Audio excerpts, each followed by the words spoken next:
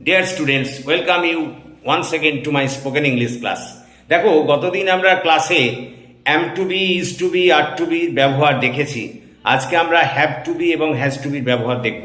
প্রথমেই বলে নিই, যদি বাংলা বাক্যের শেষে দেখো করতেই হয়, খেতেই হয়, যেতেই হয়, নাচতেই হয়, বা করতে হয়, খেতে হয়, যেতে হয় ইত্যাদি কথাগুলো বাধ্যবাধকতার অর্থে বা একটা কম্পালসান আছে এরকম অর্থে ব্যবহৃত হয় এবং কর্তার উল্লেখ না থাকে, তাহলেই বুঝবে যে সেখানে কিন্তু have to, has tour voice change করতে হবে।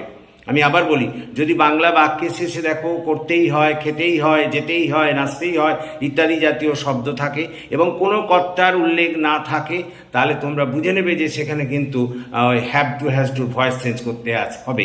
এবং সেক্ষেত্রে নিয়ম হলো প্রথমেই কর্ম বা অবজেক্টটাকে বসাবে, তারপরেই কিন্তু হ্যাভ টু বি। আর যদি ওই যে অবজেক্ট হয়ে এসেছে সেটা যদি থার্ড পারসন সিঙ্গুলার নাম্বার হয়, সেটা যদি, তাহলে সেক্ষেত্রে হ্যাজ টু বি, মানে হ্যাভ টু বি প্রথমে অবজেক্ট বসালে, তারপরে হ্যাভ টু বি অথবা হ্যাজ টু বি বসালে, তারপরে মূল ক্রিয়ার থার্ড ফর্ম, তারপরে অন্যান্য অংশ।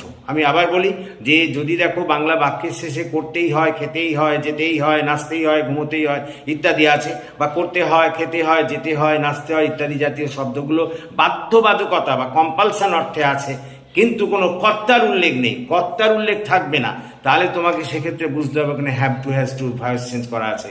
এবং সেক্ষেত্রে নিয়ম হলো প্রথমে অবজেক্ট বসাবে, তারপরে হ্যাভ টু বি অথবা হ্যাজ টু বি বসাবে, তারপরে মূল ক্রিয়ার থার্ড ফর্ম, তারপর অন্যান্য কর্ম।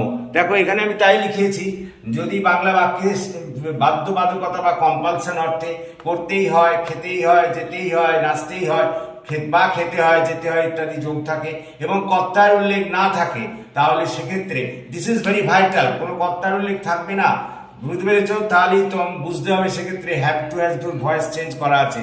সেক্ষেত্রে গঠন হলো স্ট্রাকচার, প্রথমে অবজেক্ট, তারপরে হ্যাভ টু বি অথবা হ্যাজ টু বি, তারপরে মূল ক্রিয়ার ভিতরি রূপ, তারপর অন্যান্য অংশ। দেখো আমি এখানে কয়েকটা দিয়েছি করতে, লক্ষ্য করো। তাহলে সকালে রুটি খেতেই হয়, দেখো খেতেই হয় একটা বাধ্যবাধকতা আছে, অথচ কর্তার কাকে খেতে হয় সেটা উল্লেখ নেই, সুতরাং এখানে ভয়েস চেঞ্জ করা আছে, প্যাসিভ ভয়েসে আছে। তাহলে কি খেতে হয়? তাহলে রুটি, তাহলে ব্রেড, তুমি প্রথমে ব্রেড লিখলে, তারপরে যেহেতু এটা থার্ড পারসন সিঙ্গুলার নাম্বার তাহলে হ্যাজ টু বি হবে।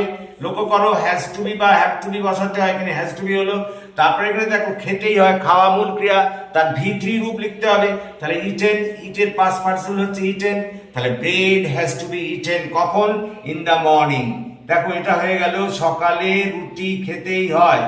তারপরে দেখো বাবা মাকে দেখাশোনা করতে হয়, দেখো করতে হয়, খেতে হয়, এখানে বাধ্যবাধকতা, বাবা মাকে দেখাশোনা করতেই হবে, তাহলে সেক্ষেত্রে তুমি ওই ভয়েস চেঞ্জ করা আছে, তাহলে প্যারেন্টস, দেখো প্যারেন্টস, দেখো প্যারেন্টস, তারপরে হ্যাভ টু বি হবে কারণ plural number, have to be, তারপরে লুকড আফটার, লুক আফটার মানে দেখাশোনা, তার থার্ড ফর্ম হচ্ছে লুকড আফটার। দেখো তাহলে parents have to be looked after. তারপর ছেলে মেয়েদের স্কুলে পাঠাতেই হয়, দেখো এখানেও বাধ্যবাধকতার অর্থে আছে, তাহলে ছেলে মেয়েদের হলো ইংরেজি চিলড্রেন। দেখো তারপরে হ্যাভ টু বি, তারপরে সেন্ট মানে পাঠানো, তার পাস্ট পার্টিসিপল হচ্ছে সেন্ট টু দ্য স্কুল। তাহলে আমরা একটা জিনিস দেখলাম যে যদি বাংলা বাক্যের শেষে দেখো করতেই হয়, খেতেই হয়, যেতেই হয়, নাচতেই হয় এগুলো বাধ্যবাধকতার অর্থে আছে, তাহলে এবং কর্তার উল্লেখ নেই, তাহলেই বুঝবে ভয়েস চেঞ্জ করা আছে। স্ট্রাকচার, প্রথমে অবজেক্ট, তারপরে হ্যাভ টু বি অথবা হ্যাজ টু বি, তার মূল ক্রিয়ার ভি3 রূপ, তারপর অন্যান্য অংশ। আশা করি তোমরা বুঝতে পেরেছো।